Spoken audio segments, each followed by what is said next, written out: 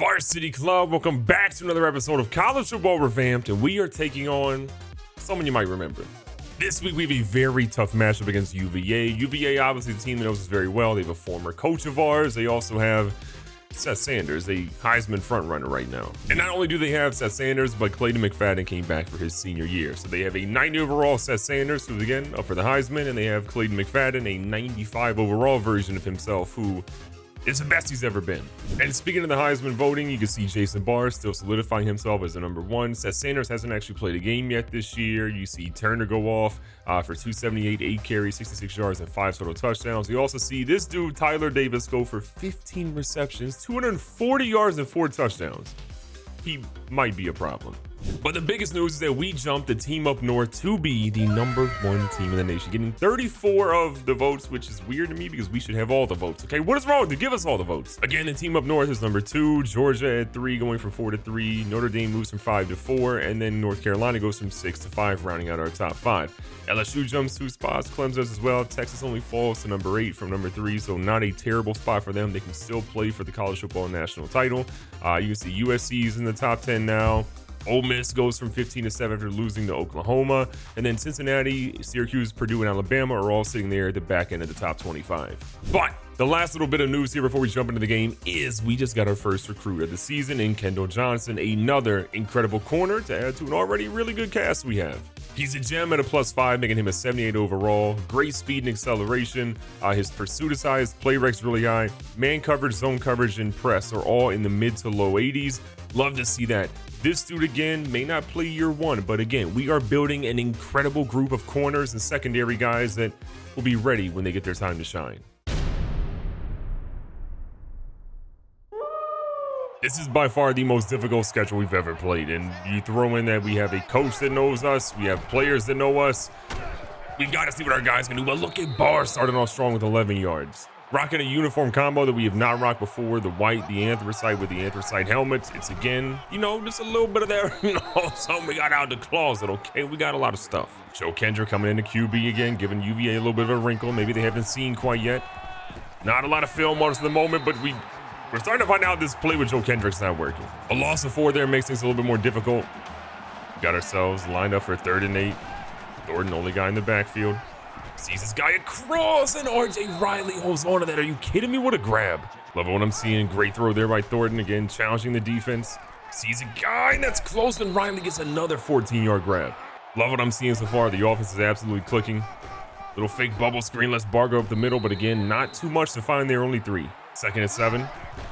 Love the play action. Can we pick up the blitz? We did. We throw a dot, and that's Tom Baker getting involved for 23.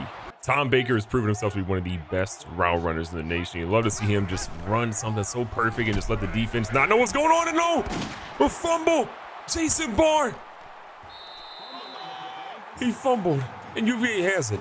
Pittman does an incredible job of punching that one out for UVA, and now they have the ball again, sort of deep back in their own territory, but with a lot of potential right now. Loesch has to get a little bit of pressure. He can, and they get it to Freddie Edwards for 1.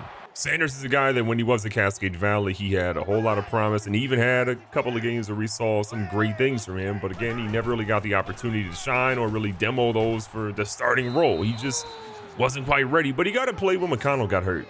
And look, I'll be honest, if we had to do it all over again, if we had to choose between Seth Sanders and Cedric Riley, we choose Cedric Riley every single time. What an absolute incredible grab by Richardson there. Still no sign of McFadden so far. He's lined up on the far right side. We haven't really seen much of him. Stephen Lowe flips over his own man, but we see Jake Coleman get a tackle.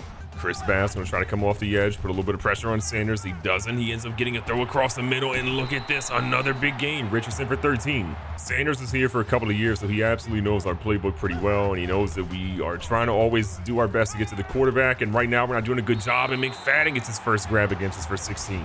The first time we played against them, McFadden didn't really do anything. Maybe 1 grab, if that, and now he has 2. He's feeling it. Stephen Lowe's going to stay in the QB spot. We haven't really seen much from Seth Sanders in terms of running. He's just absolutely dotting us up. Richardson, McFadden, I mean, he's finding ways to get these guys open. We had such a good drive going, and it's just the fumble from Jason Barr again, our guy that won the Heisman, won the Doak Walker, won the Maxwell. He won all the awards pretty much you could win as an offensive player last year. That fumble puts us in a really bad spot. DeMel Hill comes in to get the tackle, but again, Rick Magnum gets 6 yards in, and they're nearly in the end zone. Sanders all by his lonesome in the backfield on 2nd and goal. Can't really get anyone there. He shrugs off a tackle. Fowler, he throws him to the ground and Seth Sanders is in the end zone. UVA has the lead. The first time we faced Seth Sanders, he ran for, I believe, 100+ yards on us. He was an absolute problem. Stopping him is just, it's easier said than done. I mean, it's very easy to see why he's up there at top of the Heisman list of the guys that, again, could be winning that award this year. Thornton's doing a good job helping this run game get going. Back here with the play action. Thornton is feeling an unbelievable amount of pressure. Stops, pops, open up shots, and Tom Baker with 12 and probably concussion. Baker already has 3 grabs so far today, which again matches what he had last game. His yardage is nearly there as well. Right back here to Barr. Barr trying to find a gap. Again, it's nothing crazy with 4. We'll be okay. The big thing for us is we have to show both for Barr and for the opposing defense that we are not giving up on Jason Barr. Yes, the fumble sucks. It is probably the worst timing we possibly could have, but we still believe in that dude and we got to show him that. Meanwhile, this passing game's looking incredible. Thornton has just been a perfect 6 for 6 today. He's finding his spots, he's hitting them, and he's making plays happen. And look at Barr, breaking the tackle, keeping chains moving and going for 3. Jason Jackson for UVA already has 6 tackles. That is significant. He's been super involved so far. Thornton's feeling the pressure. Got guys downfield, but he's out of bounds smartly untouched for 10. Thornton really has been that guy right now. You love what you're seeing from him. Little fake bubble screen, finds a guy in the slot, and that's Hemphill going up the middle. Love to see Mike Hemphill get involved. Again, we talked about it. He will be involved in the passing game this year as well. Another really good drive for us right now. Play number 9 coming up. Barr looking for some blocking on the outside. He kind of has something, but one guy is all he has to beat, and he just can't get around him. UVA knows this is a massive game for them. They can beat the #1 team in the nation, especially making it sort of a rivalry game with the guys that we have, obviously, that have left our program to go to theirs. That is huge. And look at George Barrett get involved. That was dicey, but we still got 5. We do end the first quarter, though, with no touchdowns. Not exactly ideal. The offense a little bit slower to start in both games so far this season, but you know what? I believe.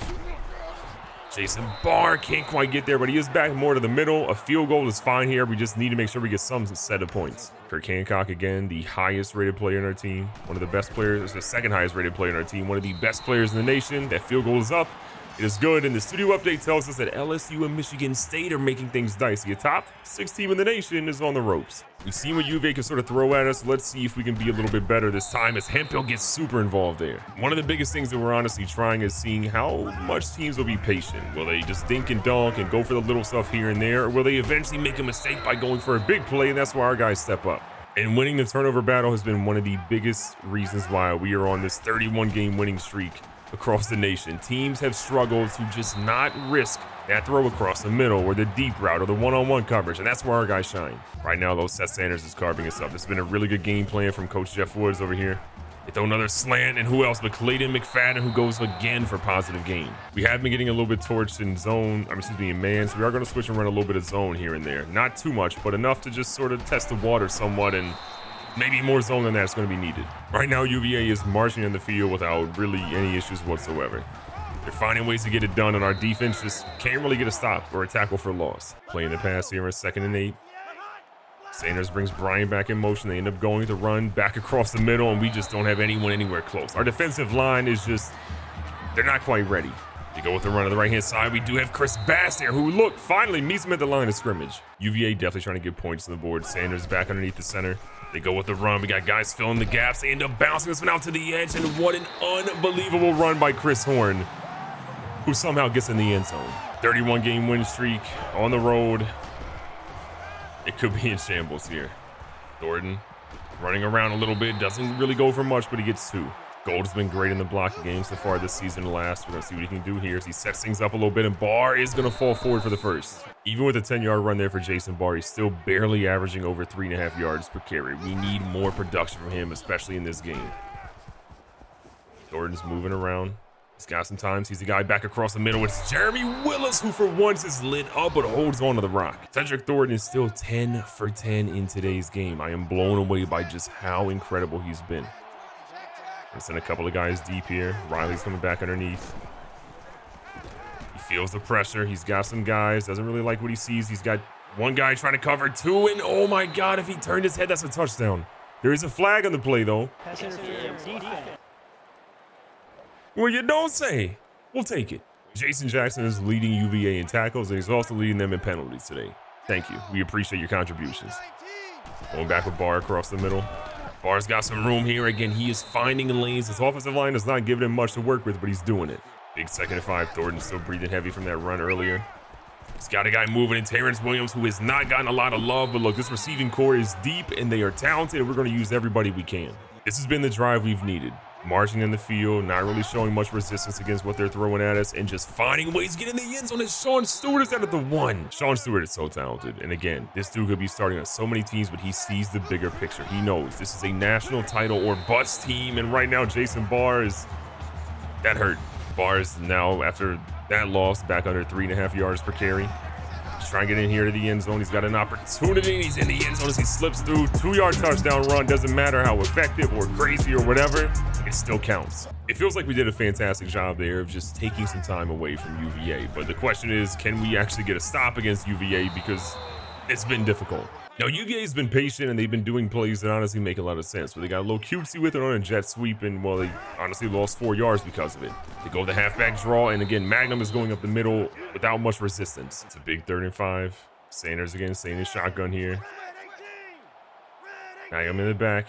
What can we do here as they try to waste a little bit of clock and get more points on the board? They're actually going to waste the clock underneath 10 seconds on the play clock, which I did not expect them to ultimately do. This is something where they need a little bit more time. They don't want to obviously give us the ball back, but I didn't expect him to go that long. They end up going to halfback screen. We got Jake Coleman and company there. This dude is going to still fight, and DeMel Hill says, you're not going too far. They're going to be forced to punt it, and Coach Mervin McMervin knows more points are possible now. Mike Hemphill is one of the most hated players in the nation. He's sort of like the Christian Laettner type, where he does everything and people just don't want to see it.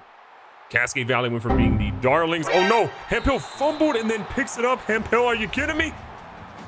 You might be hated on your own team after that one. You nearly gave it away. But Hemphill, along with the rest of this team, we have went from being the darlings of NCAA to all of a sudden a team that everyone loves to hate because we're just that good, and it's a good problem to have. 57 seconds, we have our own problem right now. Trying to make things work. A nice pass here to Tom Baker, who is going to keep the first downs moving. Baker's having a fantastic game. Thornton still has not thrown a single incomplete pass in the afternoon. It's just wild to see. Drops back again. Has a guy, looks like Baker, and Baker's going to hold on to another one for 25 yards. Tom Baker's establishing himself as that guy. He has been so unbelievably good for this team. 33 seconds left.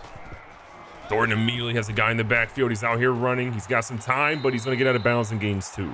Even cutting this lead to 1 with the field goal here would be fine. We just do not want to turn it over. We need to make sure we get some points here. He's got a guy. He throws over the top. That's Minor. Anthony Minor with a major reception there for 22, putting us inside the 5, and we're calling a timeout. Here we go with a major opportunity.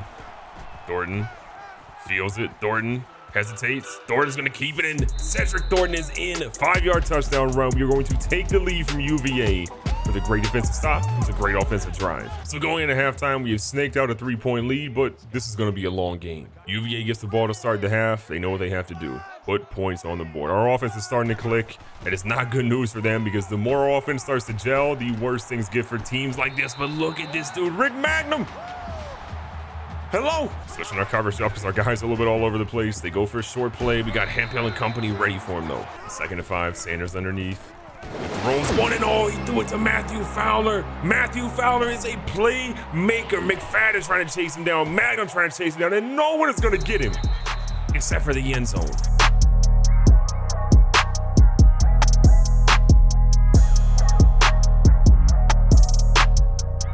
What separates a great team from an average team is limiting your turnovers. And we have done such a fantastic job of limiting our turnovers today, making great plays, but all of a sudden Seth Sanders feels like he has to put this team on his back, and that's scary. An interception also comes because Seth Sanders is trying to get McFadden involved again, a Bolitnikoff, guy, one of those best receivers in the nation, but it came at the cost of Matthew Fowler taking him to the house. Big 2nd and 9. Again, we're bringing a lot more pressure this half than maybe we did in that first half. Jake Coleman trying to come off the edge here.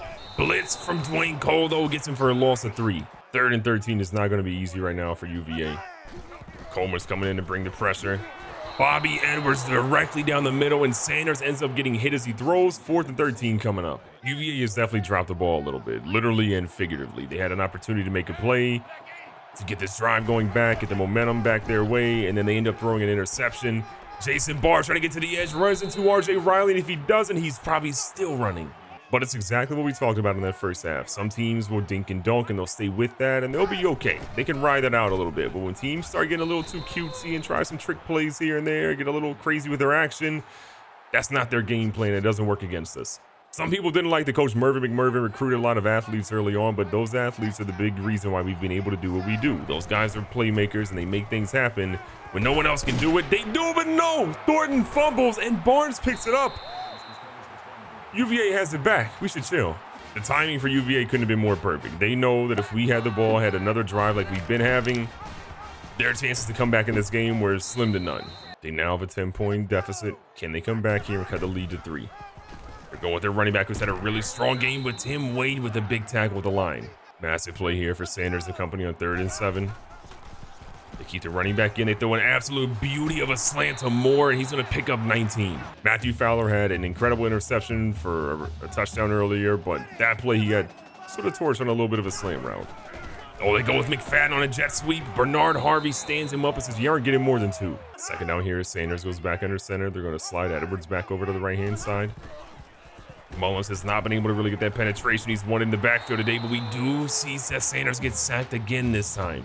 That was Corey Brown stepping up and making a major play. If Seth Sanders doesn't get stopped there, he's probably running for a good bit. Underneath they go, and Moore is covered by Hemphill, who gets him down for a loss of 2.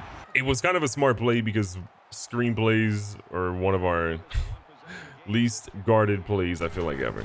They line up for a field goal here to cut the lead back to 7. This one is up. This one is good, and Virginia's right back in it. 2.5 minutes left here in the 3rd quarter. UVA fans know this is their opportunity to get behind their team, try to make something happen.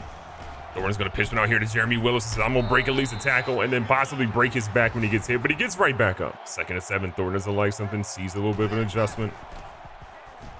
The pressure is there. It is immediate. He sees his big fella down the field. That's going to be Jared Gold looking for a block. He gets it. What a block by Willis, and Gold, who doesn't get a lot of fanfare, doesn't get a lot of love. He's dancing in the end zone now.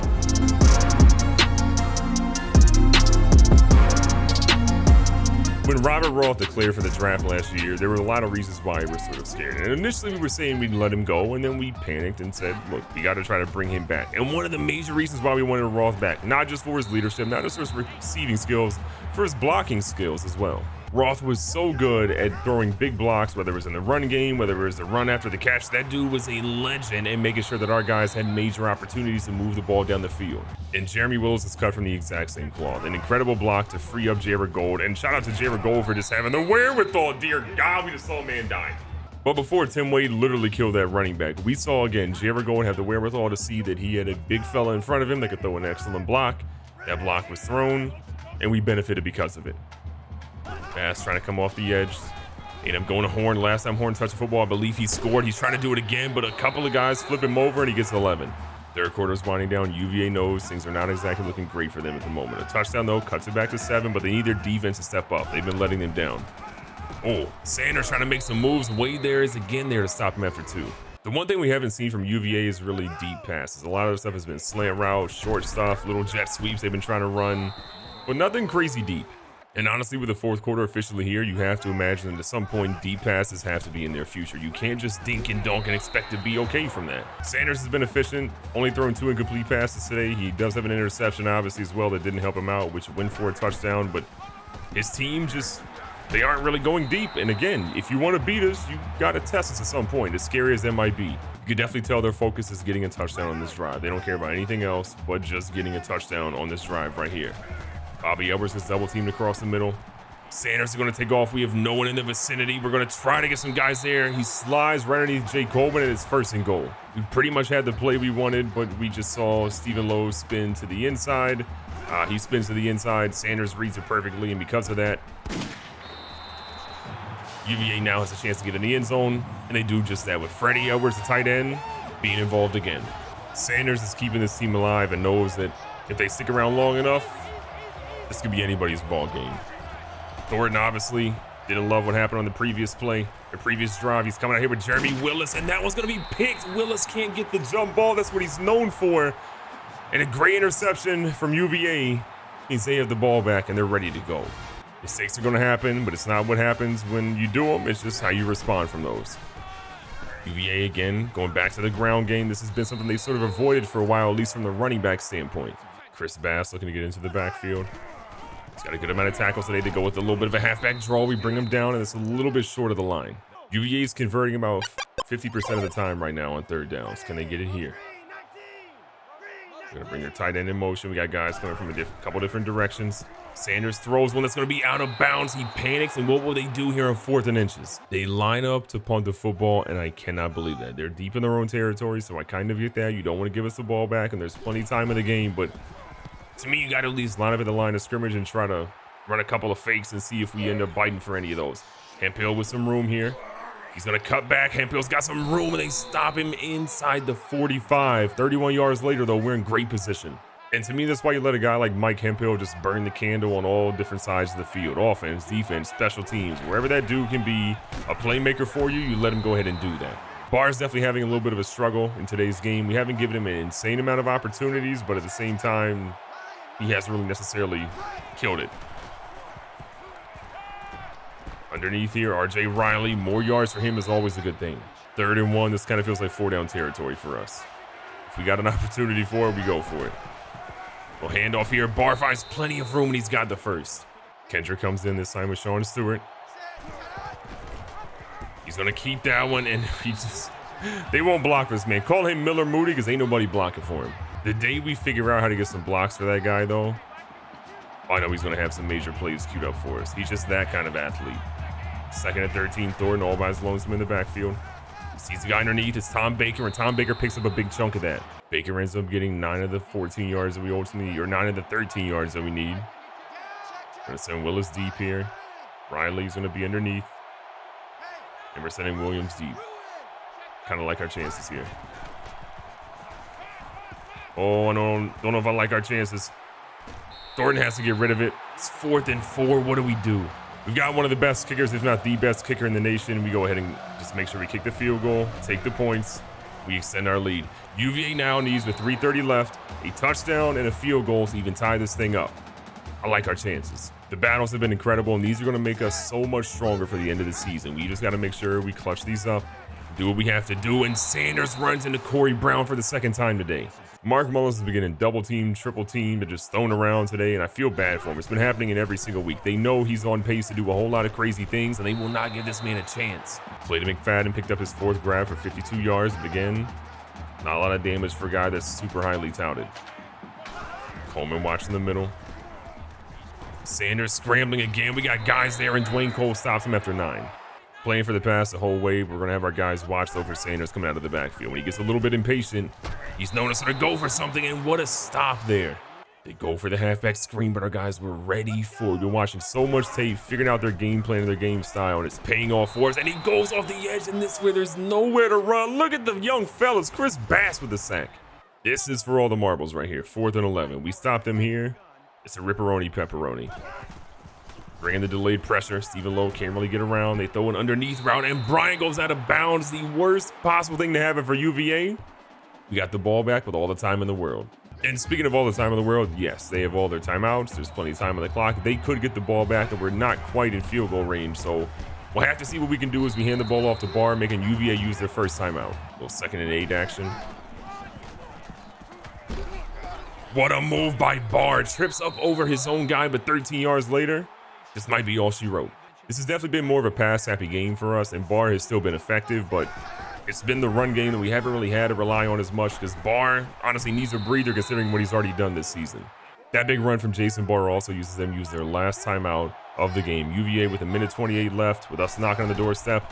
They have no timeouts, no way to stop the clock, and Barr says, you know what? Let me add to the resume. UVA does end up getting a garbage touchdown, but he doesn't go to McFadden, so who cares? But you know what? Jason Barr, garbage time, has some great yards with 126 and 2 touchdowns. A slower game for him, but a W nonetheless. Recapping the stats, Thornton does throw a little bit better today. He has a little bit more time to throw, but still some improvement to be made. 289, 1 touchdown, 1 interception, got sacked 1 time, but along at 72, the giant W. On the ground, we see Barr go for 126 and 2 touchdowns. He does have that fumble, which was critical, but he does bounce back. Thornton stays in single digits for rushing yards, and Stewart only gets 1 attempt today, but we do see Thornton again get 1 rushing touchdown as well. On the receiving side, Baker 6 for 92, a big improvement over last week.